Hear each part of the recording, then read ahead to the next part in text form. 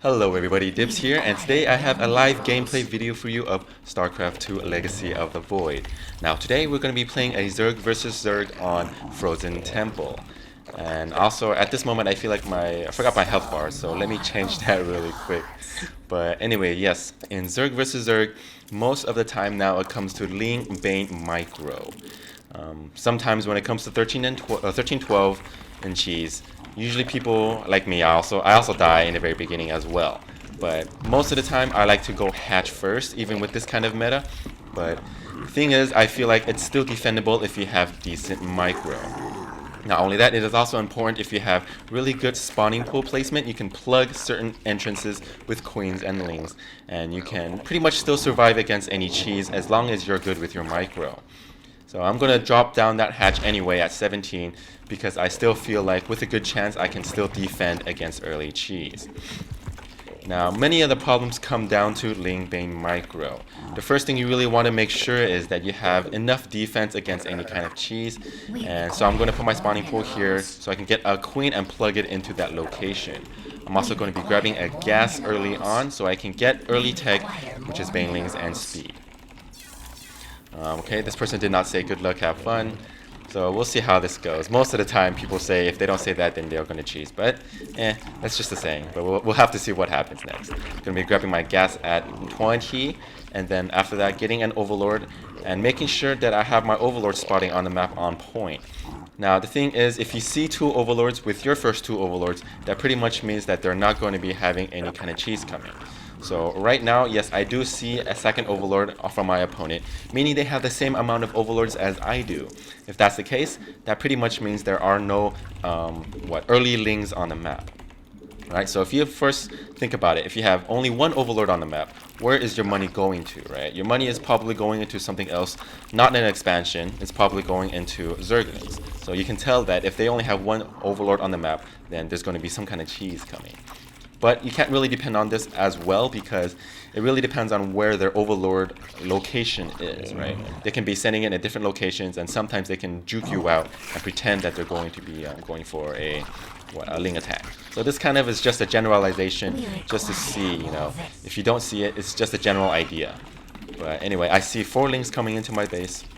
Or coming across the map. So he has 4 while I have 2. I'm going to be using these 2 lings to try to scout and see what can be done. Usually people use two lings to scout and not 4, but I just feel like he probably wants to get a real scout off just in case. So I'm going to be dropping my first Bangling nest with my first 50 gas because I want to be on the defensive side and not planning to be aggressive.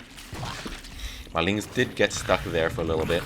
But I was able to get a good scout off. Doesn't look like he's maxing up any type of ling, so I don't have to really worry about any type of aggression.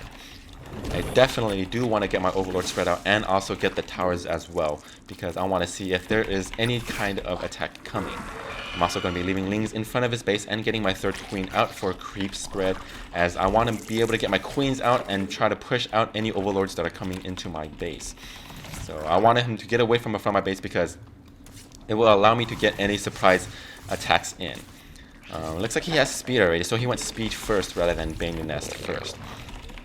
In this case, it does seem like he might be a little bit aggressive because of his speed first, but I do have my Bane Nest down and I can freely defend myself against any kind of attack. So in this case, as you can see, I'm going layer with 2 gas, and after my layer is complete, I'm going to be grabbing a 3rd gas and going into mutas. I want to get my creep spread out as possible, get an evolution chamber so I can try to get my upgrades for my lings as well. It's very beneficial for you to get upgrades on your lings so you can pretty much out DPS them down. But I just saw that he's going for an early 3rd, which is a really fast 3rd. And in this part of the game, I feel like he's not going to have much to defend it. So I'm going to try to mass up a few lings and see if I can take that out and also go for my 3rd at the same time. Now this is because this is so early in the game that I have Banelings that before he does.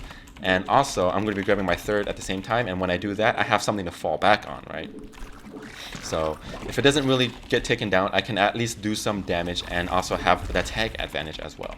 So I'm going to try to mass up lings here, morph a few into Banelings, and see what I can do here. Once I get enough gas, though, I'm going to be going for my Spire as well.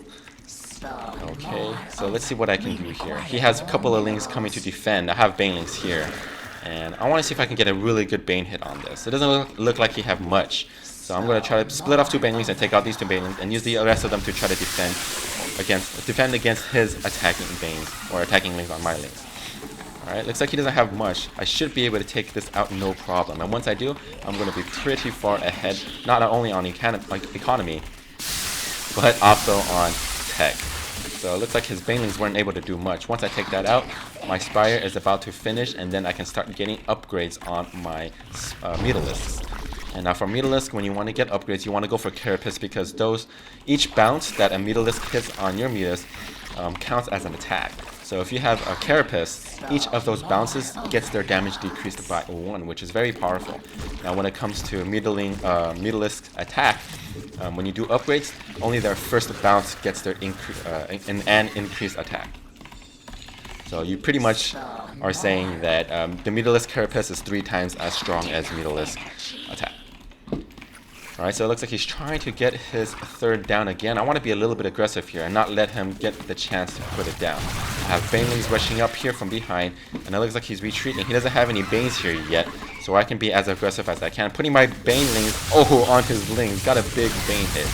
And he's trying to be defensive here, and he already has Mutalisk out.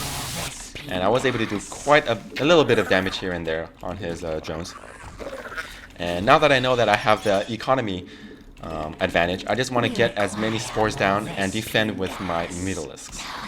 Alright, so trying to get ahead on my drones. He has about maybe 5 or 6 Mutalisks, and I'm going to be able to defend with mine.